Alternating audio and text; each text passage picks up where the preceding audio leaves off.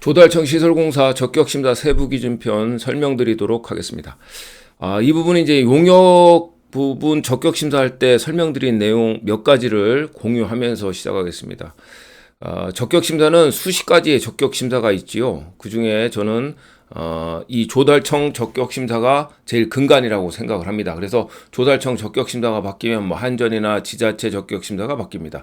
그래서 건설업종, 시설, 건설, 공사 같은 업종이지요. 시설, 건설, 공사는 같은 업종입니다. 그래서 시설공사 적격심사 조달청 거를 준비를 했고요. 이 조달청 시설공사 적격심사를 이제 처음부터 끝까지 읽으면서 해석을 좀 한번 해보도록 하겠습니다. 그리고 적격심사는 1년에 뭐 몇 차례씩 바뀌곤 합니다. 그래서 제가 지금 설명드리는 적격심사는 2022년 6월 17일 변경된 적격심사입니다. 그런데 저는 강의를 할 때 뭐 이걸 설명을 할 때 원리를 좀 주로 설명을 드리고자 합니다. 왜 그러냐면 여러분들이 원리를 이해하시면 변화에 이렇게 바뀌는 적격심사에 적응을 할 수 있기 때문에 그렇습니다. 그래서 원리를 주로 설명을 드리니까 뭐 2023년도나 2024년도에 큰 틀로 바뀌면 제가 또 따로 방송을 하거나 동영상을 올려놓도록 하겠습니다. 그리고 이 조달청 적격심사는 어디 있느냐 질문하시는 분들이 많이 계시는데 info21c.net이죠. info21c.net에 보시면 입찰 자료실이 있고요. 여기에 적격심사 자료실, 그래서 조달청을 클릭을 하시고 시설 분야 적격심사를 보실 수가 있습니다. 자, 조달청 시설 적격심사 제1조 들어가기 전에 요거 보는 방법 있죠. 조항호목입니다. 조항호목. 그래서 제1조 목적 한번 보겠습니다. 이 기준은 계약 예규 적격심사 기준에 의거 조달청에서 집행하는 시설공사 계약에 적용할 적격심사 세부 기준을 정함에 그 목적이 있다. 자, 2조 볼까요? 평가 기준입니다. 적격심사의 공사 규모별 세부 평가 기준은 다음과 같다.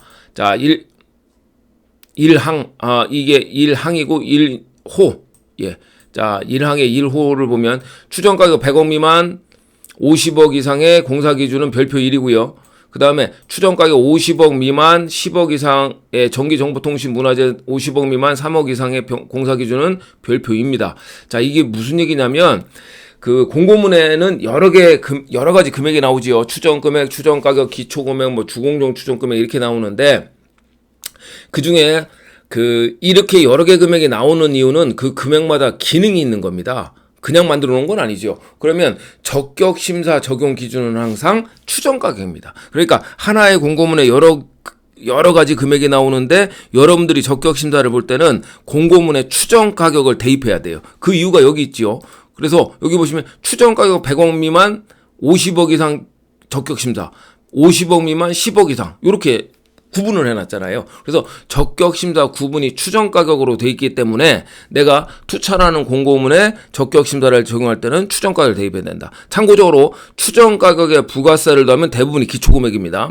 추정 가격에 부가세를 더하면 대부분이 기초금액이기 때문에 대략 10% 이상 차이가 나지요. 그래서 어떤 금액을 넣느냐에 따라서 달라질 수 있다. 이렇게 보시면 되고요.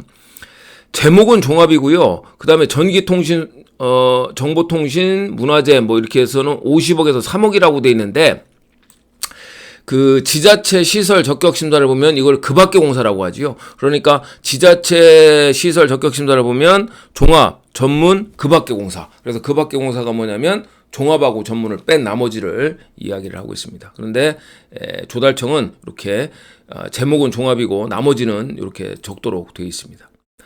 자, 각 심사 항목별로 심사 기준이나 입찰 공고 등에 다르게 정한 경우를 제외하고는 입찰 공고일로 한다.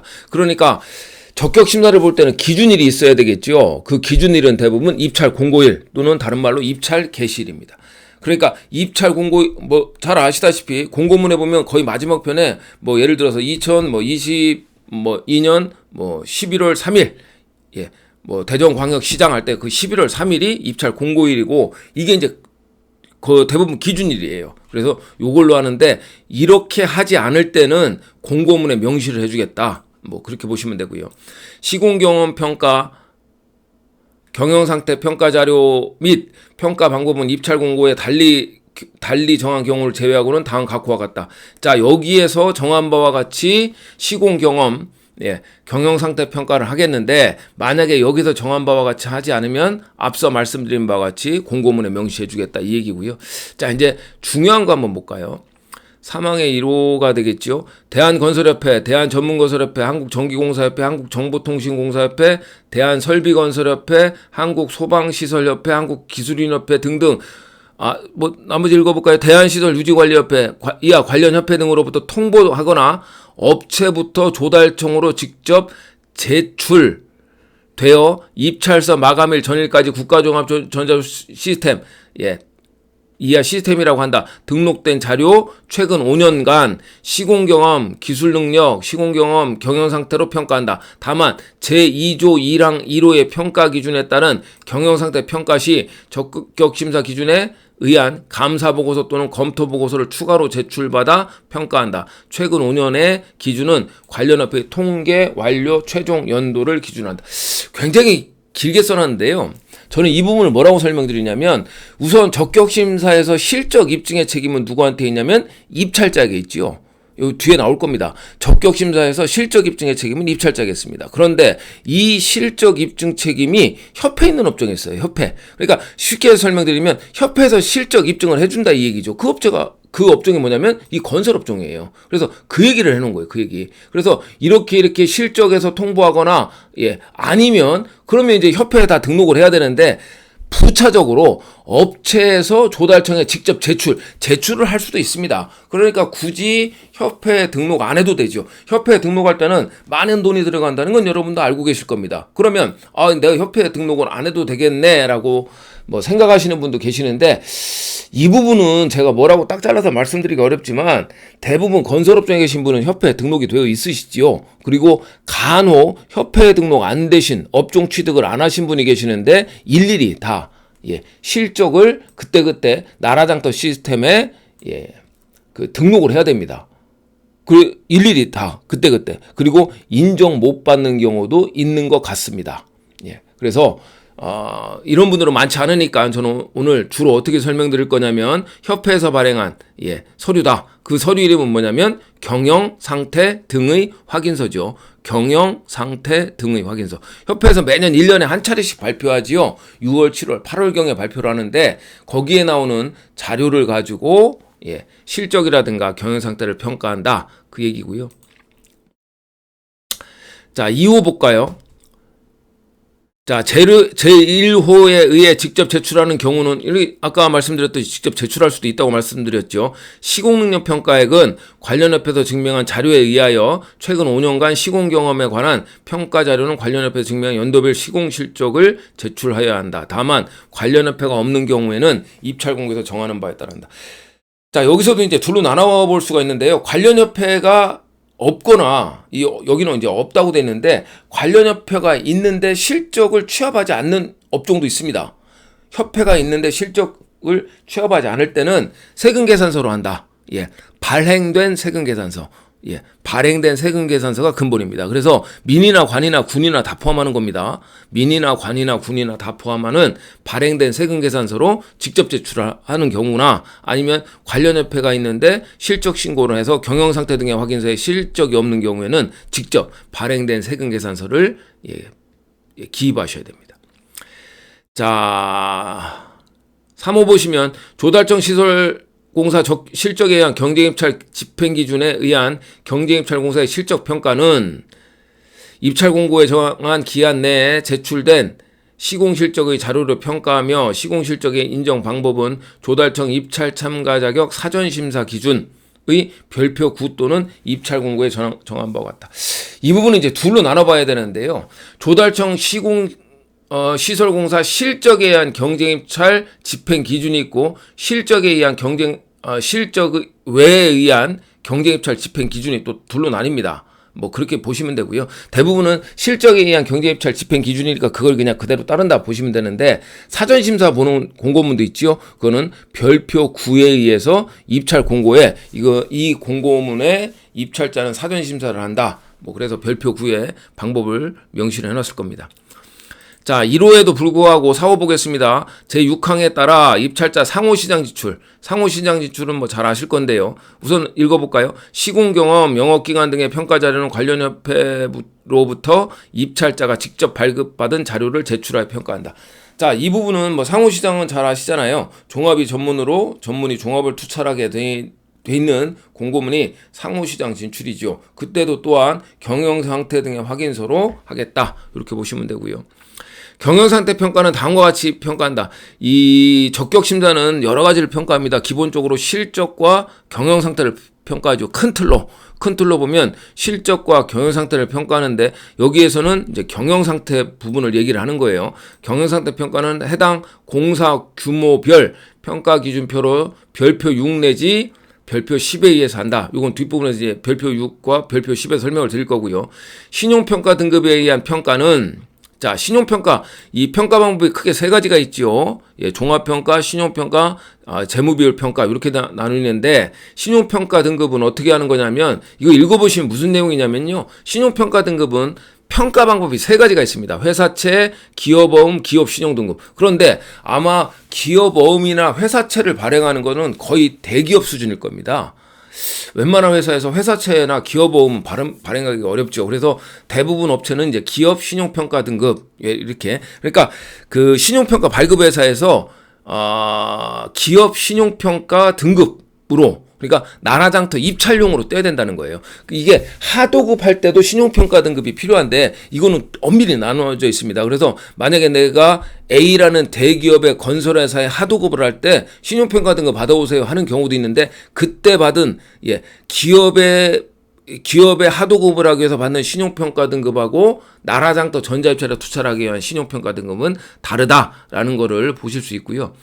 뭐 다만 합병한 업체에 대해서는 입찰서 제출일 마감일 전일까지 발급받은 유효기간 내에 가장 최근 등급에 의해서 평가할 수 있다. 이 부분은 뒷부분에서 좀 다시 한번 말씀드리도록 하겠습니다. 자, 나의 단서에 합병한 업체의 입찰서 제출 마감일 전일까지 새로운 신용평가 등급을 받는 경우에는 새로운 신용평가 등을 평가할 수 있고 그 전까지는 합병 대상 업체 중 가장 낮은 신용평가 등급으로 적용한다. 뭐 이해 다 되실 것 같고요. 제4조 1항 및 제2항에서 적격심사 대상자 선정을 위한 예비 종합 평점을 평가할 때는 신용정보업자가 조달청에 통보하여 입찰서 제출 마감일 전일까지 시스템에 등록된 자료로 평가할 수 있다. 뭐 이해되실 겁니다. 자, 재무비율, 재무제표 등에 의한 경영상태의 심사 항목별 평가 요소 적용하는 업체 가중 평균 비율은 이하 평균 비율이라 한다는 관련 협회에서 조사 통보한 최근의 비율을 말한다. 뒷부분에 다시 설명드릴 건데 재무 비율을 평가할 때 그 경영 상태 등의 확인서에 나오는 부채하고 유동 비율을 평가할 때가 있습니다. 부채 비율과 유동 비율. 그러니까 경영 상태 등의 확인서를 보면 부채 비율, 유동 비율이 나오는데 그걸 평가할 때는 뭐 갖고 하겠다는 거냐면 그 업체 전체의 가중 평균 비율. 그러니까 평균, 업체 평균 부채 비율과 업체 평균 유동 비율을 기준으로 하겠다. 이 뜻이에요. 예. 이해되십니까? 경영 상태 등의 확인서에 부채하고 유동 비율을 평가할 때는 업체, 그 업종, 업체의 평균, 그리고 그 업체의 평균의 부채 비율과 유동 비율을 기준으로 한다. 예. 요렇게 이해하시면 되고요. 재무제표 등에 의한 업체별 경영상태 평가는 적격심사 별표 2의 경영상태 평가 방법의 규정에서 결산서에 의한다. 보시면 될 것 같습니다. 자, 라목의 규정에 의한 경영상태 평가 시 결산서는 다음의 경우에 하나여 평가 자료를 인정한다. 관련 협회로부터 통보되어 시스템에 등록된 경우 결산서 또는 관련 협회에서 발급한 경영상태 등의 확인서, 이 경영상태 등의 확인서로 뭐 한다 이렇게 보시면 되고요. 마목의 2의 규정에 의하여 결산서에 조달청에 직접 제출하는 경우에는 이건 직접 제출하는 경우입니다. 주식회사 등의 외부 감사에 관한 법률, 외감법 규정에 의한 감사인의 회계검사를 받은 후 그 감사 보고서 별표 16도는 한국공인회계사, 재무제표 등에 대한 검토 업무 기준에 따라 검토 보고서에 상의 재무제표를 첨부해야 된다.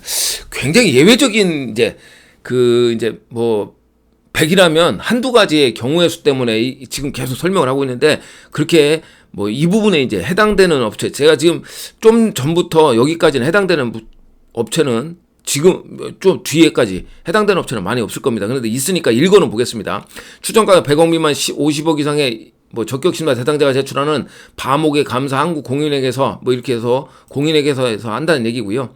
나머지도 읽어보시면 돼요. 예. 외관법에 의해서 할 때는 뭐 보통 큰 회사가 아니죠. 뭐 중견 이상의 회사라고 보니까 예. 그리고 외관법에 의해서 이거를 낼 정도면은요. 적격심사에는 심대한 문제가 있는 겁니다. 그래서 보통의 경우는 아니기 때문에 좀 넘어가도록 하겠고요.